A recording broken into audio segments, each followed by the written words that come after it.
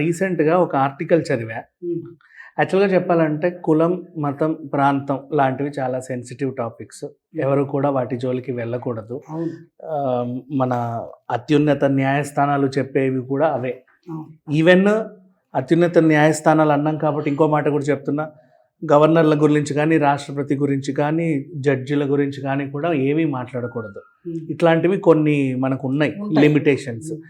కానీ రీసెంట్లీ ఒక మధ్యప్రదేశ్కి చెందినటువంటి ఒక ఎమ్మెల్యే, భాండేర్ ఎమ్మెల్యే ఫూల్ సింగ్ బురయ్యా అంట అతని పేరు.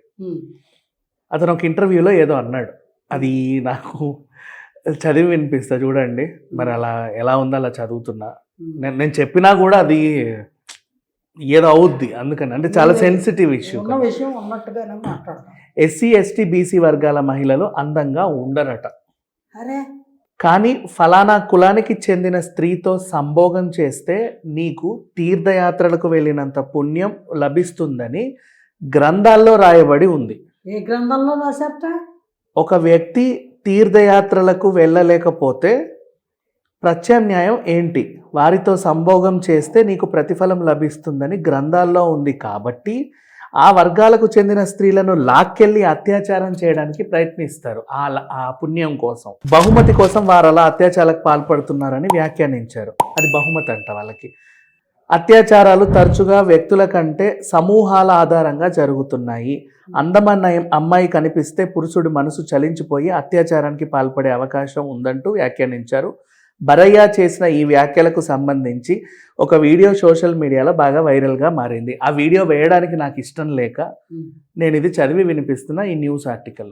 మనం వీడియో న్యూస్ వేసి కూడా చేసుకోవచ్చు, కానీ మనకు వద్దు మన ఛానల్లో అలాంటివన్నీ కూడా. ఏమండి, ఈ నీచపు వ్యాఖ్యలు చేసినటువంటి వ్యక్తి ఏ గ్రంథంలో అలా రాసి ఉందో చెప్పలేదా? ఏ గ్రంథంలో అలా రాసి ఉందో చెప్పలేదా? గ్రంథంలో రాసి ఉందనే ఎలా చెప్పాడు? అంటే ఇతను గ్రంథ సాంగుడు అని అర్థము. ఇక్కడ ఏ గ్రంథము అనేది అయితే లేదు. అంటే ఫేక్. ఏదో గ్రంథాల్లో చదివామన్నారు, కానీ బల్లగుద్దినట్టు నొక్కి ఒక్క నుంచి చెప్తున్నాడు. ఇవన్నీ మనం నమ్మకూడదండి, అసత్యాలు. మానవులకి పెచ్చ పీక్స్కి పెడితే వాళ్ళ స్వార్థ స్వప్రయోజనాల కోసము ఆ కామాతురుడైనటువంటి వ్యక్తులు కొందరు ఉంటారు కదా, ఈ వ్యాఖ్యలు చేసిన వ్యక్తి లాంటి వాళ్ళు ఇలాంటి ఛాదస్తాల్ని జనంలో, సొసైటీలో క్రియేట్ చేసి వాళ్ళ పబ్బం గడుపుకుంటారు. అంటే గిరిజన స్త్రీలు వాళ్ళు ఎక్కువగా చదువుకోకుండా పనిపాట్లు చేసుకుంటూ ఉండేవాళ్ళు కొంతమంది ఉంటారు కదా. ఇప్పుడు మీరు అన్నారు చూసారు, ఎంత ముద్దుగా చెప్పారు, గిరిజన స్త్రీలు. అవునండి, చూడడానికి ఆర్టిస్టిక్గా ఒక ట్రైబల్ స్త్రీల లాగా మనకు ఒక శిల్పరామంకి వెళ్ళినట్టుగా చెప్పారు మీరు. అవునండి, కానీ ఇక్కడ వీళ్ళు ఆయన మాట్లాడిన ఎస్సీ, ఎస్టీ, బీసీ మహిళలు అందంగా ఉండరు, వాళ్ళని అత్యాచారం అంటే అట్లా కూడా మాట్లాడాలని ఎందుకు అనిపించి ఉంటుంది? అతనికి నాలుక మీద శేషం పోయాలంటాను నేను. ఇటువంటి మాటలు మాట్లాడే వాచాలులకి నాలుక మీద కాల్చి వాత పెట్టాలంటాను నేను. పైగా అతన్ని ఎమ్మెల్యే చేశారు అని అంటే is unfit to live in the society. That kind of mentality is having అనేది ఈ వ్యాఖ్యలతో ప్రూవ్ అవుతుంది. ఎమ్మెల్యే అయితే ఎలా మాట్లాడాలి, మాట్లాడొద్దు అనేది మాత్రం ఏ గ్రంథాల్లో రాయలేదు. ఉంటుందండి, ఉంటుంది, అసెంబ్లీలో ఉంటాయి కదా. మరి ఎందుకు ఇలా అసెంబ్లీలో వాళ్ళకి నిబంధనలు ఉంటాయి, ఇలా మాట్లాడాలి, శృతి మించి ఇలా మాట్లాడకూడదు అన్నీ ఉంటాయి. మరి లేని గ్రంథాలను చదివినోడు ఈ ఉన్న గ్రంథాలు ఎందుకు చదవలేడు?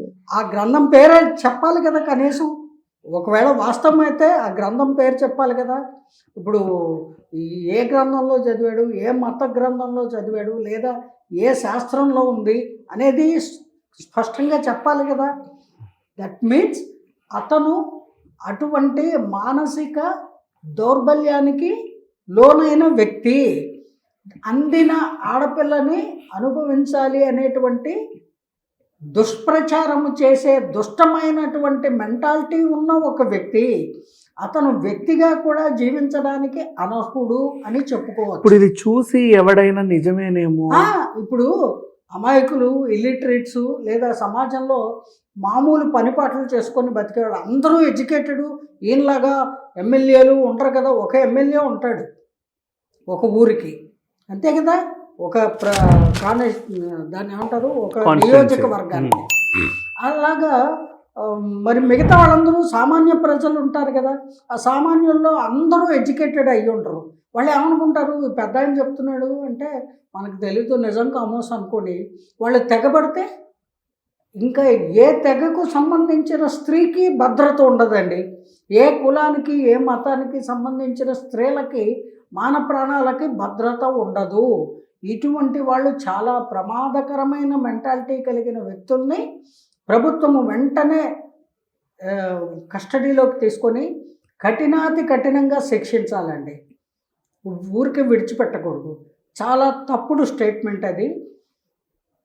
ఒక రకంగా స్త్రీలని అనుభవించాలి అనేటువంటి మానసిక రుగ్మత కలిగిన కొందరు ఉంటారు దుష్టులు. ఆ దుష్టుల లిస్టులో ఇతన్ని ప్రథముడిగా మనం చెప్పుకోవచ్చు. లేకపోతే how dare he to give such kind of statement? ఎక్కడిచ్చాడు ఈ స్టేట్మెంట్? ఒక ఇంటర్వ్యూలో సదరు వ్యక్తి అడుగుతుంటే ఆనందంగా ఆహ్లాదంగా చెప్పాడు. చూడండి, అది పబ్లిక్ డొమైన్లోకి వెళ్ళింది కదా, హ్యాపీగా వెళ్ళింది. ఆర్టికల్స్ రాశారు, మీరు మరి గూగుల్ కొడితే వచ్చేస్తుంది. అతన్ని ఈ పాటికే శిక్షించాలి. ఇప్పటి వరకు కూడా శిక్షించకపోతే ఇమ్మీడియట్గా ప్రభుత్వం జోక్యం కల్పించుకొని అతన్ని అరెస్ట్ చేసి తగిన విధంగా శిక్షించాలి. ఇటువంటి వాళ్ళు సమాజాన్ని రాంగ్ రూట్ పట్టిస్తారు. సమాజంలో స్త్రీలకి భద్రత ఉండదు ఇటువంటి వాళ్ళ వల్ల. నేనేం తప్పు చెప్పలేదండి, గ్రంథాల్లో ఉందే చెప్పాను. ఇక్కడే ఎక్కడ ఉండాలి గ్రంథం, వెతికాక మిమ్మల్ని పిలుస్తా, అప్పటివరకు ఆగండి, ఇందులో అరెస్టులు పెట్టకండి. కనీసం నువ్వు చదివింది ఎక్కడో చెప్పు, మాకు చూపించు, ప్రెస్లో చూపించు. నువ్వు ఆ రాసిన వాడు ఎవడో తెలియాలి, లేదా నువ్వు వాగిన వాగుళ్ళ అనేది తెలియాలి. స్త్రీ అంటే అంత మంచినీళ్ళ ప్రాయంగా దొరుకుతుందా? స్త్రీని ప్రతి వాడు ఆ దృష్టితోనే చూడాలా? ప్రతి స్త్రీ మగవాడికి ఒక ఆట వస్తువా?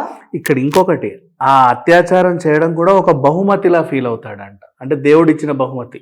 ఏమంటే తీర్థయాత్రలకు వెళితే వచ్చే పుణ్యఫలం వస్తుందా? రే, నువ్వు జైలుకి వెళ్తే నీకు అంతకంటే మించి 1000 జన్మల పుణ్యం వస్తుంది. డైరెక్ట్ వైకుంఠం, కైలాసం అన్నీ చూపిస్తారు, అన్ని దర్శనాలు జరుగుతాయి. 3,000,000 పుణ్యక్షేత్రాల్లోనూ నువ్వు దర్శించిన ఫలం దొరుకుతుంది. ఇతగాన్ని అర్జెంటుగా అరెస్టు చేసి ప్రభుత్వం వారు తగిన విధంగా కఠినాతి కఠినంగా శిక్షించవలసిందిగా నేను కోరుకుంటున్నాను. ఇటువంటి వాళ్ళు సమాజానికి చీడ పొరుగులు అంటారే, అలాంటి వాళ్ళండి. చీడ పొరుగులు కూడా కరెక్ట్ వర్డ్ కాదు, చెదలు పడితే మందు కొడితే ఆ చెదలు టెంపరీగా మాయమవుతాయి. మళ్ళీ కొంతకాలానికి ఆ చెక్కలు తడిసాయి అనుకోండి, నింబు చేరింది అనుకోండి, మళ్ళీ చెదలు వచ్చేస్తాయి.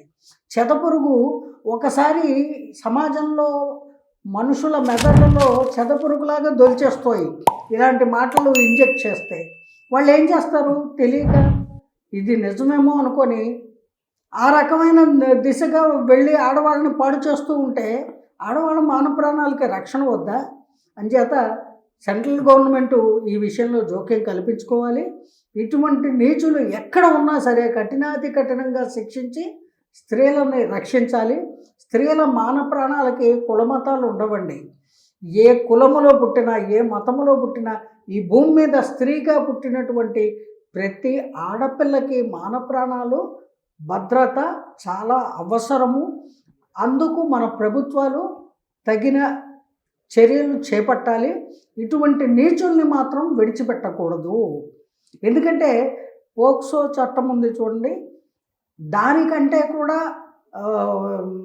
స్ట్రిక్ట్గా ఉండే ఇంకేదైనా చట్టాన్ని సృష్టించైనా సరే ఇటువంటి మెంటాలిటీ ఉన్న వాళ్ళని లైఫ్ ప్రిజన్ చేయాలి అంటాను నేను. ఎందుకంటే సమాజంలో విడిచిపెడితే సమాజాన్ని చెడగొట్టేస్తారు.